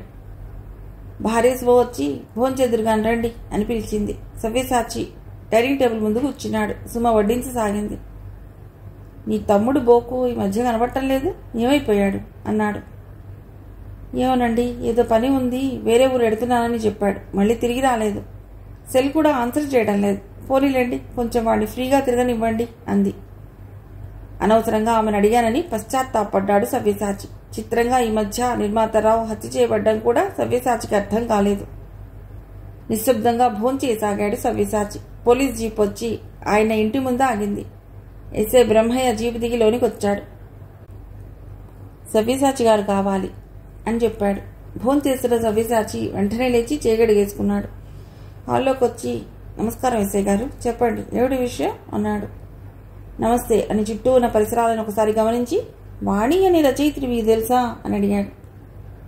తెలియకపోవడం ఏమిటి సార్, ఆమెను రచయిత్రిగా మారమని ఎంకరేజ్ చేసింది నేనే అన్నాడు సవ్యసాచి. ఆహా, కానీ ఆమె కనిపించక చాలా రోజులైంది. కిడ్నాప్ అయిందని మీడియాలో వచ్చిన వార్తను చూసి ఆ కేసు నేను టేకప్ చేశాను. కొన్ని వివరాలు కావాలి. తప్పకుండా సార్, అడగండి. వాణికి నిర్మాతరావుకి సంబంధం ఏమైనా ఉందా? సంబంధం అంటే ఒకసారి ఆయన మా ఆఫీస్కి వచ్చినప్పుడు పరిచయం చేశాను. తర్వాత వాణి రాసిన కథ వినటానికి ఆమెను గెస్ట్ హౌస్కి రమ్మని అడిగాడు రావు. నేనే వాణిని వెళ్ళి అతన్ని కలవమని చెప్పాను. ఆ తర్వాత ఏమైందో నాకు తెలియదు అన్నాడు సవ్యసాచి. ఐసీ అంటూ తలపంకించాడు బ్రహ్మయ్య. ఏదో లింక్ ఆయనకి దొరుకుతోంది, కానీ ఇంకా స్పష్టత కావాలి. కుర్చీలో నుండి లేచి, ఓకే అండి, అవసరమైతే మళ్ళీ కలుస్తాను అని చెప్పి వెళ్ళిపోయాడు ఎస్ఐ. సవ్యసాచికి ఆనందం వేసింది. పర్వాలేదు, పోలీసుల్లో కూడా మంచి వాళ్ళు ఉన్నారు అనుకున్నాడు. కాసేపటికి బోకొచ్చాడు అక్కడికి. సవ్యసాచి అతడిని చూసి, ఏరా ఎక్కడికి పోయావు, ఇంటికి రావడం లేదు అన్నాడు. కొంచెం పని ఉండి బయట ఊరు వెళ్ళాను బావా అని ఏదో అబద్ధం చెప్పాడు. సరే, మన వాణి ఉంది కదా, ఆమెను ఎవరో కిడ్నాప్ చేశారంట. ఆ కేసు విషయం ఏమైనా క్లూ దొరుకుతుందేమో అని కనుక్కోవటానికి ఎస్ఐ గారు ఇప్పుడే వచ్చి వెళ్ళారు. నీకేదైనా ఇన్ఫర్మేషన్ తెలిస్తే చెప్పు. గతుక్కుమన్నాడు బోకు. కానీ ఆ ఫీలింగ్స్ ని పైకి కనబడకుండా నొక్కిపెట్టి, అలాగే బావా, తప్పకుండా చెప్తాను అని అక్కడి నుంచి వెళ్ళిపోయాడు. బోకు మొహాన్ని గమనించి ఉంటే సవ్యసాచికి తప్పకుండా ఒక క్లూ దొరికేది. పరమహంస చాలా అసహనంగా ఉన్నాడు. దుష్ట చతుష్టయంలో ఒకరైన రావు చంపబడ్డం ఏదో తెలియని భయాన్ని కలిగిస్తోంది అతడికి. ఇంతలో బోకు దగ్గర నుండి అతడి సెల్కి కాల్ వచ్చింది. లిఫ్ట్ చేసి హలో అన్నాడు. హంస, ఒక ఇంపార్టెంట్ మ్యాటర్. మా బావ దగ్గరికి నిన్న ఒక ఎస్ఐ వచ్చాడు. వాడి పేరు బ్రహ్మయ్య. పర్సనల్ ఇంట్రెస్ట్ తీసుకుని వాణి గురించి ఎంక్వైరీ చేస్తున్నాడు, జాగ్రత్త అని చెప్పాడు. సరే, ఎందుకైనా మంచిది, ఓసారి మనం కలుద్దాం, నాకు కూడా చెప్తాను అన్నాడు. సరే సరే అని చెప్పి ఫోన్ కట్ చేశాడు బోకు. ఆ సాయంత్రం ముగ్గురు కలిశారు. ఊరి చివర ఉన్న ఒక రిసార్ట్లో సిట్టింగ్ వేశారు. నింపాదిగా మందు సేవించసాగారు. 2 రౌండ్స్ అయ్యాక నెమ్మదిగా మనసులో ఉన్నది కక్కసాగారు. బోకు అన్నాడు, ఎందుకో నాకు భయంగా ఉంది. రావు చాలా ఘోరంగా చనిపోయాడు. హత్య ఎవరు చేశారో కూడా కనుక్కోలేకపోతున్నారు పోలీసులు. చంపింది మనిషా లేక ఆత్మ అన్న డౌట్ కూడా ఉంది. ఒళ్ళు మండింది కరీనాగుకి. మూర్ఖుడివా నువ్వు? ఈ రోజుల్లో కూడా దెయ్యాలు ఆత్మలు ఉంటాయా? నువ్వు భయపడేదే కాకుండా మమ్మల్ని కూడా చంపేస్తున్నావు అని విసుక్కున్నాడు. బోకు ఇక ఏమీ మాట్లాడలేదు. నిజానికి పరమహంస మనసులో కూడా అదే ఫీలింగ్స్ ఉన్నాయి, కానీ బయటపడలేదు. భయాన్ని మర్చిపోవడానికి ఇంకా తాగుతూనే ఉన్నారు. ఇంతలో ఎవరో పిలుస్తున్న శబ్దం వినబడింది. అది బోకు మాత్రమే గమనించాడు. మిగతా ఇద్దరు వైపు చూశాడు. వాళ్ళు అది గమనించినట్టు తమ ధ్యాసలో ఉన్నారు. ఊరికి దూరంగా ఉన్న రిసార్ట్ నిజానికి బంగ్లాకి దగ్గరలోనే ఉంది. రిసార్ట్కి బంగ్లాకి మధ్య చిన్న అడవి లాంటి ప్రాంతం. బోకు లేచి ఆ శబ్దం వస్తున్న వైపు వెళ్ళాడు. రా రా నిన్నే నిన్నే అని వినవస్తోంది ఆ శబ్దం. నడుస్తూ నడుస్తూ అలా ఆ అడవి ప్రాంతంలోకి వచ్చేశాడు బోకు. దూరంగా ఎవరో వ్యక్తి కనిపిస్తున్నాడు. ఆ చీకట్లో కనిపించి మళ్ళీ మాయమై మళ్ళీ కనిపించి తల విదిలించేశాడు బోకు. మనసులో ఒకవైపు భయం, కానీ ఏదో శక్తి అడవిని లాగుతోంది.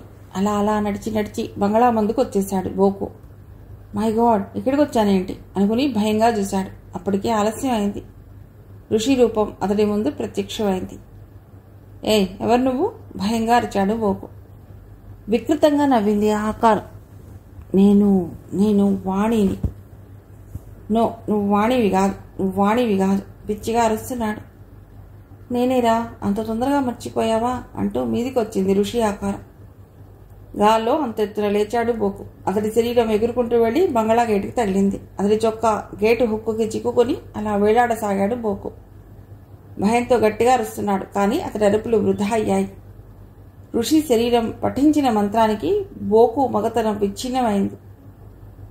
బాధతో మూలిగాడు బోకు. తర్వాత ఋషి చేతిలోని ఆయుధం బలంగా అతడి గొంతులో దిగబడింది. గావుకేక పెట్టి తలవాలు చేశాడు బోకు. అతడి ప్రాణాలు అనంత వాయువుల్లో కలిసిపోయాయి. ఋషి శరీరంలో ఉన్న వాణి ఆత్మ సంతృప్తిగా నవ్వుకుని అక్కడి నుంచి మాయమైంది. ఇదంతా అక్కడి దగ్గరలోనే ఉన్న చెట్టుచాటు నుండి చూసిన పిచ్చోడు ఆనందంతో గంతులేశాడు. తెల్లవారేటప్పటికీ తమ పక్కన బోకు లేకపోయేసరికి కంగారు పడ్డారు కరీనాగు, పరమహంస. ఎక్కడికి వెళ్ళుంటాడు? భయపడి ఇంటికి పారిపోయాడేమో అనుకుని సర్ది చెప్పుకున్నారు. లేచి రెడీ అయి సిటీకి వచ్చేశారు. ఆ రోజు మధ్యాహ్నం టీవీలో చూపిస్తున్న న్యూస్ ఇద్దరికి గుండెలు అవిసిపోయేలా చేసింది.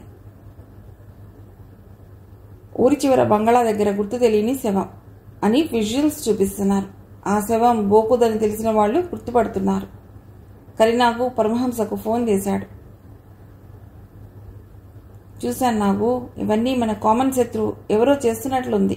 మనం ఇంకా జాగ్రత్తగా ఉండాలి. బాయ్ అని ఫోన్ పెట్టేశాడు. టీవీలో న్యూస్ చూసి ఎడవసాగింది సవ్యసాచి భార్య సుమ. నా తమ్ముణ్ణి ఎవరో చంపేశారండి అంటూ గుండెలు బాదుకుంది. ఏం చేయాలో తెలియక నిశ్చేష్టుడయ్యాడు సవ్యసాచి. వెంటనే ఎస్ఐ బ్రహ్మయ్యకి ఫోన్ చేశాడు. సార్, మా బావమర్ది బోకుని ఎవరో హత్య చేశారండి. ఇప్పుడు టీవీలో చూపిస్తున్న న్యూస్ అదే అని చెప్పాడు. ఓకే, ఇప్పుడే నేను అది చూస్తాను. మీకు ఏ ఇన్ఫర్మేషన్ తెలిసినా ఫోన్ చేయండి అని చెప్పేసి పెట్టేశాడు. వెంటనే జీప్లో బంగ్లా వైపు బయలుదేరాడు ఎస్ఐ. అరగంట తర్వాత అక్కడికి చేరుకున్నాక శవాన్ని పరిశీలించాడు. ఆశ్చర్యంగా ఇక్కడ కూడా రావుని చంపినట్టే హత్య చేశాడు అగంతకుడు. అదే కొత్త ఆయుధం హత్య కోసం వాడబడింది. చూస్తుంటే ఈ హత్యకు ఏదో లింక్ ఉన్నట్టు అనిపించసాగింది ఎస్ఐకి. ఫార్మాలిటీస్ అన్నీ పూర్తి చేయమని కింద వాళ్ళకి చెప్పి వచ్చేశాడు అక్కడి నుండి. ఎస్ఐ మదిలో ఎన్నో సందేహాలు. మొదట రావు చనిపోయాడు, ఇప్పుడు ఈ బోకు. ఇద్దరిని ఒకరే చంపారని హత్య జరిగిన విధానం బట్టి స్పష్టంగా అర్థమవసాగింది. అయితే వీటి వెనుక ఉన్న మోటివ్ ఏమిటి? చనిపోతున్న వాళ్ళకి ఉన్న సంబంధం ఏమిటి? తెలియాలి. ఈ ప్రశ్నలకు సమాధానం తెలియాలి. కనబడకుండా పోయిన రచయిత్రి వాణికి వీళ్ల మరణాలకి ఏమైనా సంబంధం ఉందా? ఉందేమో. వాణి గతాన్ని తవ్వితే తప్ప ఈ విషయంలో క్లారిటీ రాదనుకున్నాడు. ఆలోచనలకి ఫుల్ స్టాప్ పెట్టాడు. కరీనాకు మనస్సు గందరగోళంగా ఉంది. ఇద్దరు మిత్రులు చనిపోవటం, దాని వెనుక ఉన్న కారణం అంతుపట్టకపోవటం అతడి ఆందోళనని పెంచుతోంది. ఆ బాధ నుండి ఉపశమనం పొందటానికి కావేరి దగ్గరికి వెళ్ళాలి అని నిర్ణయించుకున్నాడు. ఆ రాత్రి కావేరి రంభలాగా తయారై కరీనాకు కోసం ఎదురు చూస్తోంది. వయస్సు కొంచెం పెరిగినా ఆమె అందం మాత్రం తగ్గలేదు. మరింత పక్వానికి వచ్చినట్టు మిసమిసలాడుతోంది. కరీనాకు రాగానే ఆమెను తమకంగా కౌగిలించుకున్నాడు. కాస్త ఫ్రెష్ అయ్యి రండి అని అతన్ని దూరంగా తోసేసింది. దేవిగారిని ఇలా చూస్తుంటే ఆగడం కష్టంగా ఉంది అంటూ అయిష్టంగానే బాత్రూంలోకి దూరాడు కరీనాకు. షవర్ కింద నిలబడి ఆలోచించసాగాడు. తన మిత్రులిద్దరినీ చంపింది బహుశా రచయిత్రి వాణికి సంబంధించిన వాళ్లే అయి ఉంటారు. అందులో సందేహం లేదు. కానీ ఎవరు ఆ వ్యక్తి? ఆడా మగ? మనిషా లేక ఆత్మ? కొంపదీసి వాణి చచ్చాక ఆత్మ కాలేదు కదా? అయితే ఆ ఆత్మను నిలవరించే మంత్రగాడిని తీసుకురావాలి. అదే ఈ సమస్యకు పరిష్కారం. ఎంతసేపు అండి స్నానం? బయటకు రండి అని కావేరి పిలవడంతో ఆలోచనల నుండి బయటపడి బయటకొచ్చాడు. అప్పటికే డ్రింక్స్ అరేంజ్మెంట్ చేసి పెట్టింది కావేరి. ఆమె బుగ్గపై ముద్దు పెట్టి హుషారుగా సోఫాలో కూర్చున్నాడు కరీనాకు. ట్రాన్స్పరెంట్ నైటీలో ఉంది కావేరి. ఆమె అందాలు లీలగా కనబడుతున్నాయి. ఒక పెగ్ ఫిక్స్ చేసి కరీనాకు పక్కనే సోఫాలో కూర్చుంది.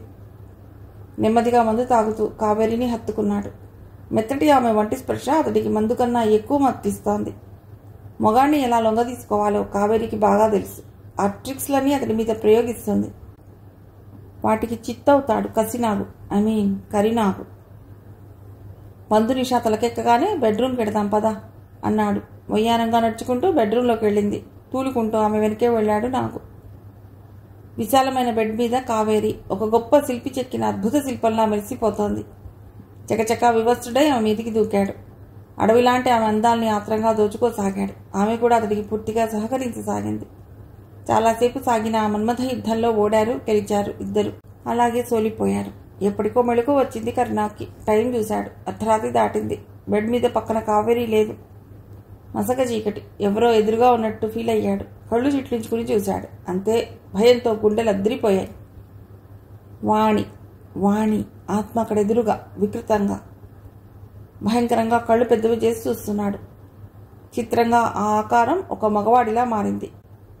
కరీనాకు మీడియా మనిషి. ఆ వ్యక్తిని ఎక్కడో చూశాననుకున్నాడు. అంత భయంలో కూడా. నెమ్మదిగా అతడికి గుర్తొచ్చింది. వర్ధమాన గాయకుడు ఋషి అతడు. అవును, ఋషి. చేతికందిన సెల్ ఫోన్ తీసి పరమహంసకి డయల్ చేశాడు. అటువైపు నుండి డయల్ అవుతున్న శబ్దం.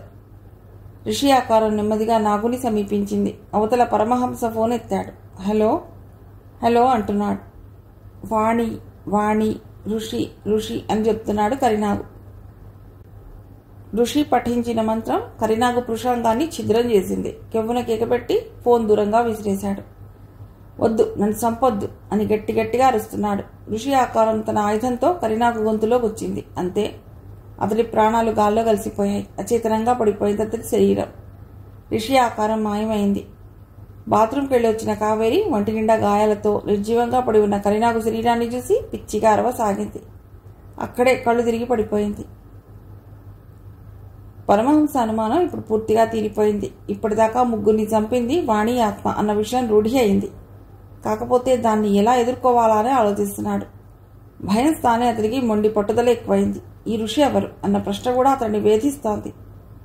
ఎవరో కనుక్కొని ఒక మంత్రగాడిని పట్టుకున్నాడు. బోలెడంత డబ్బు తీసుకున్న ఆ మంత్రగాడు పూజలు ప్రారంభించాడు.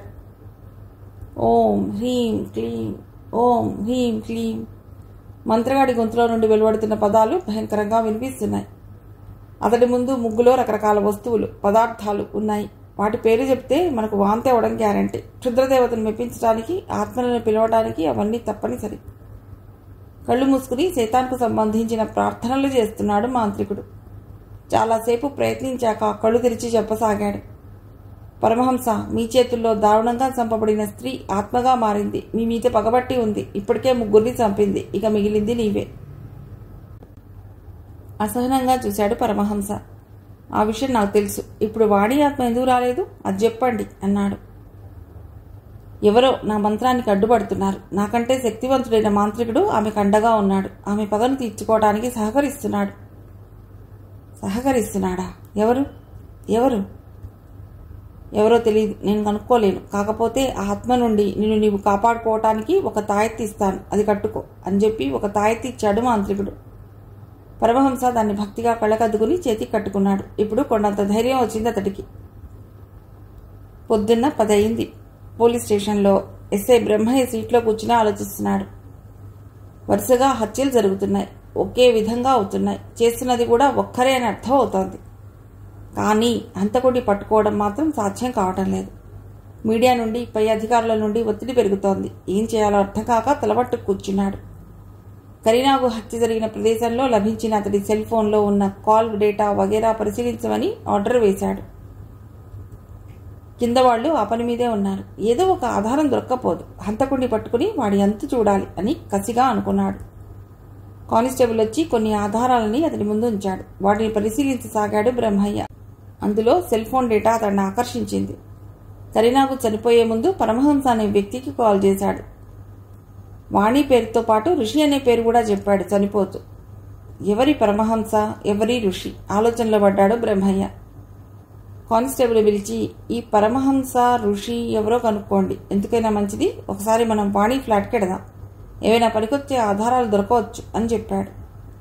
అలాగే సార్ అని వెళ్ళిపోయాడు కానిస్టేబుల్. ఆ సాయంత్రం వాణి ఫ్లాట్కి వెళ్ళాడు ఎస్ఐ. అతడితో పాటు ఒక కానిస్టేబుల్ కూడా ఉన్నాడు. వీళ్ళని చూడగానే అపార్ట్మెంట్ సెక్రటరీ పరిగెత్తుకుంటూ వచ్చి నమస్తే సార్ అని విష్ చేశాడు. నమస్తే, కిడ్నాప్ అయిన వాణి ఫ్లాట్ని ఒకసారి పరిశీలించాలి, కీస్ ఇవ్వండి అన్నాడు ఎస్ఐ.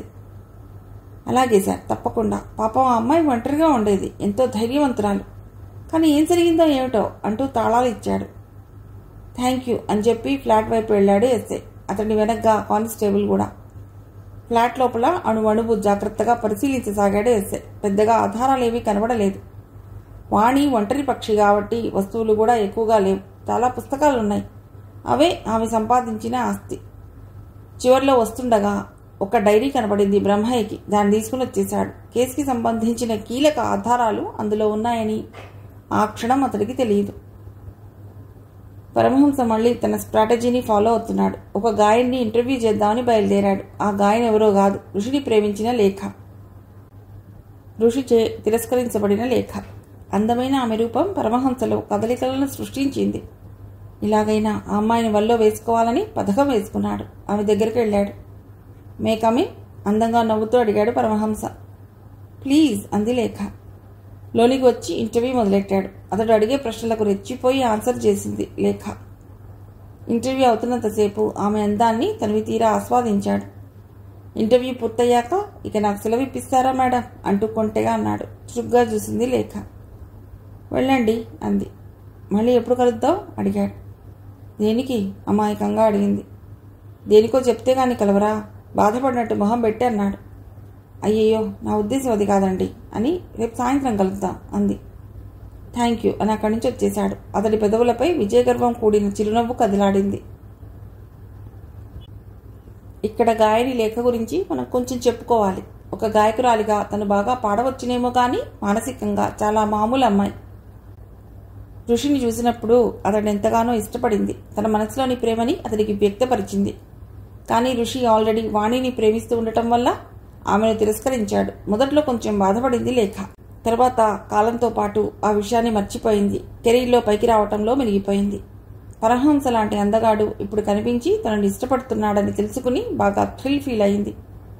అతడితో స్నేహం చేయాలని, ఇంకొంచెం ముందుకెళ్లాలని ఆరాటపడుతోంది. అందులో ఆమె తప్పులేదు. వయసుతో వచ్చే ఆకర్షణ అది. కానీ ఆమెకు తెలియనిది పరమహంస ఒక పాము లాంటి వాడని, అతడితో సాన్నిహిత్యం అత్యంత ప్రమాదకరమని. సరే, వర్తమానికి వస్తే పరమహంస లేఖ కోసం వెయిట్ చేస్తున్నాడు. సాయంకాలం అయింది. వాతావరణం చాలా ఆహ్లాదంగా ఉంది. పరమహంస మనస్సు కువ్వకువ్వలాడుతోంది. లేఖను ఎలాగైనా ముగ్గులోకి దించి అనుభవించాలని ఆత్రపడుతున్నాడు. కాకపోతే కొంచెం జాగ్రత్తగా హ్యాండిల్ చేయాలని అనుకున్నాడు. సమయం రానే వచ్చింది. లేఖ నెమ్మదిగా నడుచుకుంటూ అక్కడికి వచ్చింది. థ్యాంక్ యూ లేఖ గారు అంటూ ఆమెను రిసీవ్ చేసుకున్నాడు పరమహంస. ఇప్పుడు మనం ఒక అద్భుతమైన చోటుకి ఎడబోతున్నాం అని ఆమెను తన కారులో ఎక్కించుకున్నాడు. అరగంట ప్రయాణం తర్వాత ఒక సుందర ప్రదేశానికి చేరుకున్నారు ఇద్దరు. అక్కడ సన్నటి నది చాలా అందంగా ప్రవహిస్తోంది. నాగరిక ప్రపంచానికి దూరంగా ప్రశాంతమైన వాతావరణం. ఆ నది పక్కనే చిన్న కాటేజీ. ఏమిటి ఇక్కడికి తీసుకొచ్చారు? భయం భయంగా అంది లేఖ. నేనుండగా నీకు భయం ఏమిటి? నాపైన నమ్మకం లేదా? నిష్ఠురంగా అన్నాడు. నిశ్శబ్దంగా ఉంది లేఖ. మౌనం అంగీకారం కాదా అని హ్యాపీగా ఫీల్ అయ్యాడు. నిజానికి ఆమెకు భయం లేదు. అటువంటిది ఏదైనా ఉంటే ముందే రానని చెప్పేది కదా. ఆమెను దగ్గరగా తీసుకుని పెదాలపై ముద్దు పెట్టాడు. తన్మయంగా ఫీల్ అయ్యింది. క్రమంగా తన చేతులతో మ్యాజిక్ చేయసాగాడు. ఆమె మోల్డ్ అవ్వసాగింది. చిన్నగా ఆమెను నడిపించుకుని కాటేజ్లోకి తీసుకొచ్చాడు. ఈ హడావుడిలో అతడి చేతికి ఉన్న తాయెత్తు ఎక్కడో జారిపోయింది. అమ్మాయిలను అనుభవించడం అలవాటైన అతడి చేతులు ఆమెను వివస్త్రణ చేయసాగాయి. కొత్త అనుభవం కోసం ఆమె శరీరం సన్నద్ధం కాసాగింది. ఇంతలో ఒక వింత చప్పుడైంది. ఉలిక్కిపడి ఆమెను వదిలేశాడు. మళ్ళీ ఆ చప్పుడు వినవచ్చింది. ఎవరో నవ్వుతున్న చప్పుడు. కానీ ఆ నవ్వు చాలా అసహ్యంగా ఉంది. చుట్టూ చూశాడు పరమహంస. ఏమైంది అడిగింది లేఖ. ఏమీ కాలేదు అని బెడ్ దిగి కాటేజీలోని ముందు రూమ్కొచ్చాడు. అదిరిపడ్డాడు. అక్కడ ఎవరో అపరిచిత వ్యక్తి కూర్చుని ఉన్నాడు. ఏయ్, ఎవరు నువ్వు? గట్టిగా అరిచాడు పరమహంస. నేనెవరో తెలుసుకోవాలనుందా? అయితే విను. నా పేరు ఋషి. నా పేరు వాణి. భయంతో బిగుసుకుపోయాడు హంస. ఏయ్, ఏంటిది? భయపెట్టాలని చూస్తున్నావా? ఎవడ్రా నువ్వు? పో ఇక్కడి నుండి, గట్టిగా అరుస్తున్నాడు. వాణి పేరు చెప్పి నన్ను బ్లాక్మెయిల్ చేయాలని చూస్తున్నావా? నిన్ను బ్లాక్మెయిల్ చేయవలసిన అవసరం నాకే విట్రా. నిన్ను చంపాలి, అదే నా కోరిక. ఋషి అన్న పేరు వినబడి అక్కడికి వచ్చింది లేఖ. ఎదురుగా ఉన్న ఋషిని చూసి ఆశ్చర్యపోయింది. వెంటనే సిగ్గుతో తలదించుకుంది. ఒకప్పుడు ఋషికి ఐ లవ్ యూ చెప్పడం గుర్తొచ్చి అది అంటూ ఏదో చెప్పబోయింది. కానీ ఆమెకు ఆ అవకాశం ఇవ్వకుండా ఋషి ఆకారం నెమ్మదిగా అదృశ్యమై వాణి ఆకారం ప్రత్యక్షమైంది. అది చూసి స్పృహ తప్పి పడిపోయింది లేఖ. వెన్నులో వణుకు పుట్టింది పరమహంసకు. వాణి ఆత్మను చూడగానే తను ఆమెకు చేసిన నైవంచన గుర్తుకొచ్చింది అతడికి. వాణి, నన్ను క్షమించు. వాణి, నన్ను క్షమించు. వాణి అని వేడుకుంటున్నాడు. క్షమించాలా? దేనికి? వికటాట్టహాసం చేసింది వాణి ఆత్మ. తను చావడం గ్యారంటీ అని అర్థమైంది హంసకు. పరిగెత్తుకుంటూ వెళ్ళి సెల్ ఫోన్ తీసుకున్నాడు. ఎవరికో ఫోన్ చేద్దామని ప్రయత్నించాడు. అతడి ప్రయత్నం వృధా అయింది. ఎంత ప్రయత్నించినా కాల్ కనెక్ట్ కావటం లేదు. వాణి ఆత్మ వికటాట్టహాసం చేస్తోంది. అచేతనుడు అయ్యాడు పరమహంస.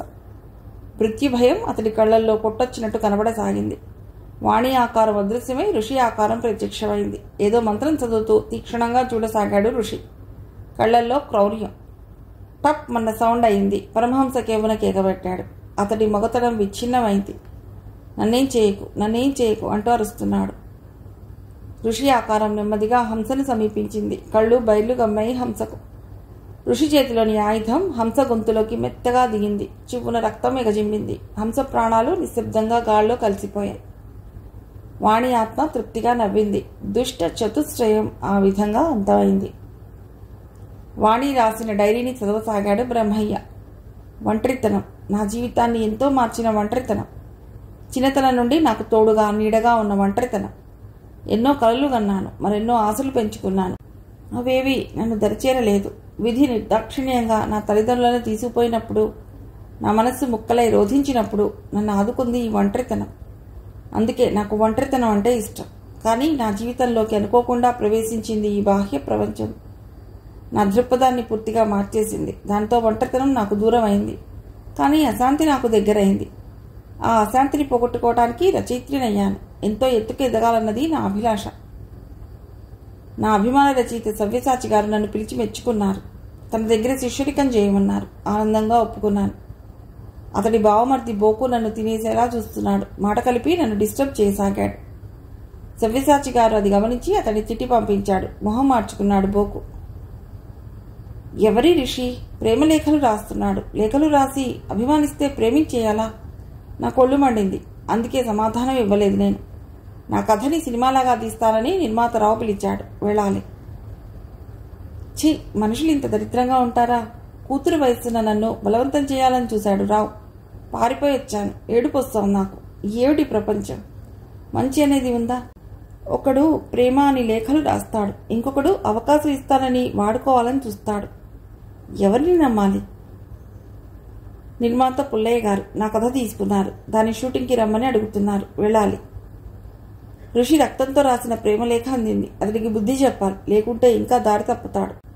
అందుకే అతడిని షూటింగ్ స్పాట్కి వచ్చి కలవమని సందేశం పంపాను. ఋషి షూటింగ్ స్పాట్కి వచ్చాడు. లేతగా అమాయకంగా ఉన్నాడు. అయినా నా మనసు కరగలేదు. ఇంకెప్పుడు నాకు లెటర్స్ రాయొద్దని బుద్ధిగా చదువుకోమని తిట్టి పంపించాను. ఏడుస్తూ ఏడిపోయాడు. Poor fellow. పరమహంస నాకు నచ్చాడు. మగాడంటే అలా ఉండాలి. అతడికి నా మనసు ఇచ్చాను. టీవీ సీరియల్స్ కోసం రాయటానికి ఒక ఆఫీస్కి వెళ్ళాను. అక్కడ చీఫ్ కరీనాగుట నన్ను అద్దోలా చూడసాగాడు. జాబ్ ఇచ్చాడు. అక్కడ జాయిన్ అయ్యాను. కావేరి మేడం చాలా మంచిది. బాగా మాట్లాడుతుంది. కరీనాగుని ఎప్పుడూ పొగుడుతూ ఉంటుంది. ఛీ, ఈ మనుషులు ఇంతేనా? కరీనాగుకి నన్ను తాత్సాలను చూసింది కావేరి మేడం. అది రాక్షసి. అక్కడి నుండి తప్పించుకుని వచ్చాను. నా పరమహంసతో చెప్పుకునే ఏడ్చాను. అతడి ఓదార్పు నాకు మనుషుల పట్ల నమ్మకాన్ని ఇచ్చింది. నన్ను మామూలు మనిషిని చేసింది. నా గుండె బద్దలైంది ఈరోజు. నా పరమహంస కూడా నన్ను మోసం చేశాడు. నన్ను ప్రేమిస్తూ ఇంకో అమ్మాయితో ఎలా గడపగలడు? అంతా మోసం. కన్నీళ్ళు ఆగటం లేదు నాకు. ఎందుకో ఋషి గుర్తుకొస్తున్నాడు. తొలి రోజుల్లో నన్ను ప్రేమించిన మొదటి వ్యక్తి, నా రచనలను అభిమానించి నన్ను ప్రేమించిన మొదటి అభిమాని. ఎంత చిన్నచూపు చూశాను అతన్ని. నేను తిట్టినప్పుడు అతడి కళ్లల్లో కొట్టొచ్చినట్టు కనబడిన బాధ. దెబ్బతిన్న పక్షిలా చూశాడు. తన ప్రేమను తక్కువ అంచనా వేశానని బాధపడ్డాడు. కానీ అవన్నీ పైకి చెప్పకుండా నా మాటను గౌరవించి నిశ్శబ్దంగా వెళ్ళిపోయాడు. తర్వాత నన్ను ఏనాడు డిస్టర్బ్ చేయలేదు. ఒకసారి కనిపించాడు, కానీ నేనే కేర్ చేయలేదు. అప్పుడు పరమహంస మత్తులో ఉన్నాను. ప్రేమ మైకం నా కళ్ళను మూసింది. పోనీ కనీసం అతడు గాయకుడుగా ఎదుగుతుంటే అభినందించడానికి కూడా నాకు మనస్సు రాలేదు. అహం, నా మనసుకి పట్టిన అహం. నా చుట్టూ ఉన్న వాళ్ళని నమ్మటం, దూరంగా ఉన్న అతన్ని నమ్మకపోవటం నేను చేసిన తప్ప ఏమో. నాకు ఋషిని చూడాలనిపిస్తోంది, కానీ ఇప్పటికే సమయం మించిపోయింది. మా మధ్య దూరం తిరిగి కలవలేనంతగా, మా బంధం తిరిగి అతుక్కోలేనంతగా అయిపోయింది. పరమహంస వల్ల నా గుండెకు గాయం అయింది. ఋషిని దూరం చేసుకుని నా మనసుని గాయం చేసుకున్నాను. ఇంకేం మిగిలింది నాకు? నేను విదిల్చుకున్న ఒంటరితనమే నాకు తోడుగా వచ్చి చేరింది. అంతే, ఈ బతికింతే. చదవటం పూర్తి చేసి గాఢంగా నిశ్వసించాడు ఎస్ఐ బ్రహ్మయ్య. వాణి కిడ్నాప్ అవ్వటానికి కారణమైన వ్యక్తుల గురించి ఒక క్లారిటీ వచ్చింది అతడికి. ఆమెకు శత్రువులైన ఆ నలుగురే చేసి ఉంటారని చూచాయిగా అర్థమైంది. కానీ కిడ్నాప్ చేసి ఎక్కడికి తీసుకెళ్లారు, తర్వాత ఏం జరిగింది అన్న దాని మీద క్లారిటీ లేదు. పైగా అందులో 3 హత్యగా గావింపబడ్డారు. ఇక మిగిలింది పరమహంస ఒక్కడే. అతన్ని పట్టుకుంటే కథ తెలుస్తుంది. పాపం ఋషి వాడిని ఎంతగానో ప్రేమించాడు, కానీ ఆమె అంగీకారాన్ని పొందలేకపోయాడు. సార్, కానిస్టేబుల్ వచ్చి శాల్యూట్ చేశాడు. చెప్పు అన్నాడు బ్రహ్మయ్య. ఊరి చివర కాటేజీలో పరమహంస హత్య చేయబడ్డాడు. అతడి సెల్ ఫోన్ ట్రాక్ చేస్తూ పెడితే ఈ విషయం బయటపడింది. మై గాడ్ అని విపరీతంగా ఆశ్చర్యపోతూ కుర్చీలో నుండి ఒక్క ఉదుటిన లేచాడు బ్రహ్మయ్య. షిట్ అనుకున్నదంతా అయ్యింది. ముందు ఆ ఋషి ఎవరో కనుక్కుని పట్టుకోవాలి. అతడికి ఈ హత్యలతో సంబంధం ఏముందో చూడాలి. క్విక్ అన్నాడు. ఓకే సార్ అని శాల్యూట్ కొట్టి వెళ్ళిపోయాడు కానిస్టేబుల్. ఋషి వాణిని ప్రేమించాడు కదా, అందుకే ఆమెను బాధపెట్టిన ఆ నలుగురిని ఎంతమందించి ఉంటాడు అని తనకు తెలిసిన సినిమా నాలెడ్జ్ ప్రకారం ఊహించుకున్నాడు బ్రహ్మయ్య. ఈ ఋషి అనేవాడిని వదలకూడదు అని గట్టిగా కూడా నిర్ణయించుకున్నాడు. అబ్బా, ఎన్నాళ్ళకి ఇంటికి వచ్చావురా అని దిష్టి తీసింది ఋషి తల్లి అనసూయమ్మ. చాలా కాలం తర్వాత సొంత ఊరికొచ్చాడు ఋషి. జరుగుతున్న సంఘటనలన్నీ అతడి మనసుని కలిచివేశాయి. అందుకే మనసు మార్పు కోసం వచ్చాడు. టీవీలో బాగా పాడావు అబ్బాయి అని ఊరి వాళ్ళు మెచ్చుకుంటుంటే ఆ స్వచ్ఛమైన అభినందనకి పొంగిపోయాడు. అందరూ ఋషిని పొగుడుతుంటే పుత్రోత్సాహంతో గర్వపడ్డాడు అతడి తండ్రి. అన్నయ్య, నీకోసం పోలీసులు వస్తున్నారట రొప్పుతూ చెప్పింది ఋషి చెల్లెలు సుమతి.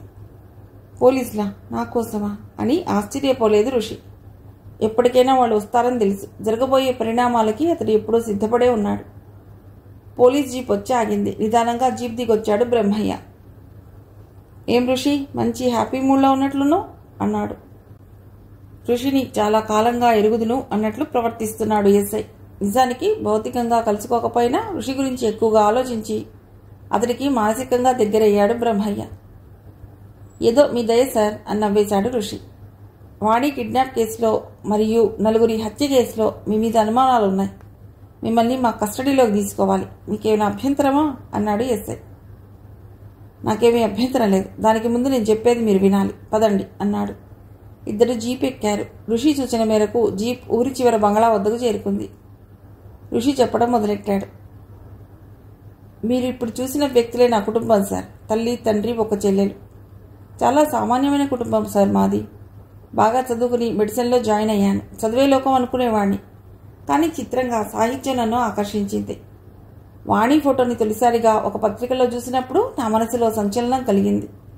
ఆ తర్వాత ఆమె రాసింది చదివాక అది ప్రేమగా మారిపోయింది. నా ప్రేమను ఆమెకు ఎన్నోసార్లు లెటర్స్ ద్వారా చెప్పాను, కానీ స్పందించలేదు. తర్వాత ఒకసారి ఇదే బంగ్లా దగ్గర నేను వాణిని కలిశాను. నీ మీద నాకు ఎటువంటి ప్రేమ లేదు అని చెప్పి వాణి నన్ను వెళ్ళిపోమంది. నిశ్శబ్దంగా వచ్చేశాను. అదే నేను ఆమెను తొలిసారి చివరిసారి కలవటం. ఆ తర్వాత జరిగింది నాకు తెలియదు. మరి నీ పేరు కరీనాగు అనే వ్యక్తి పరమహంస అనే వ్యక్తి ఎందుకు చెప్పాడు? సూటిగా అడిగాడు ఎస్ఐ. ఆలోచనలో పడ్డాడు ఋషి. జరిగింది చెప్తే బ్రహ్మయ్య నమ్మడేమో అన్న అనుమానం అది.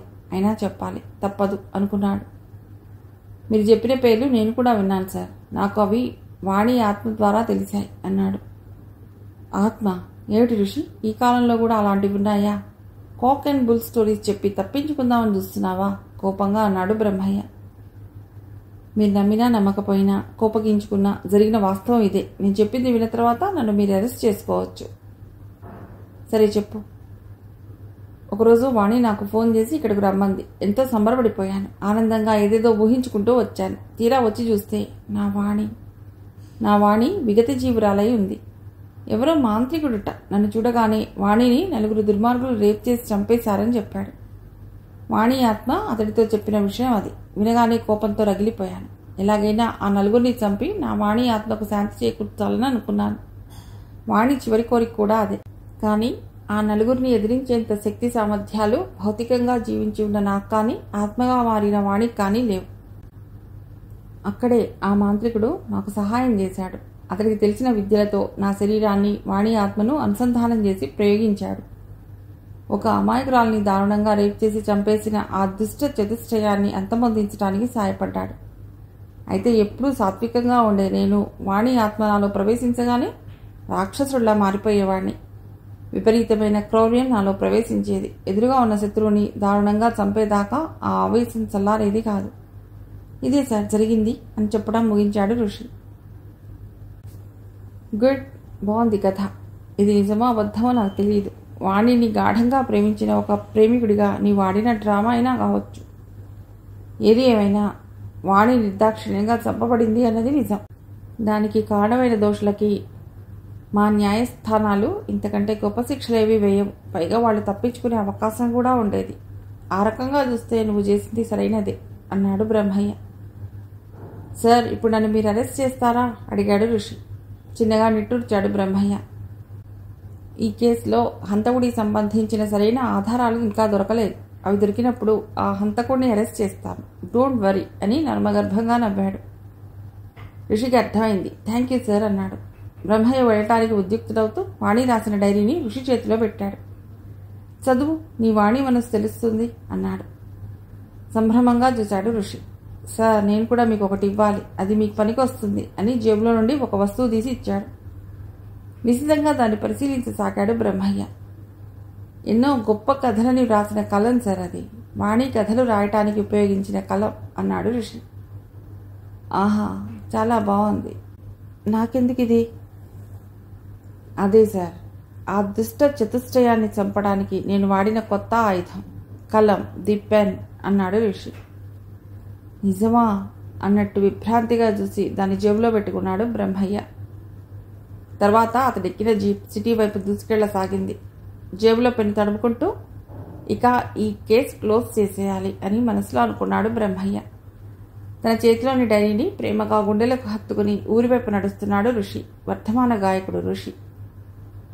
కథ సమాప్తం.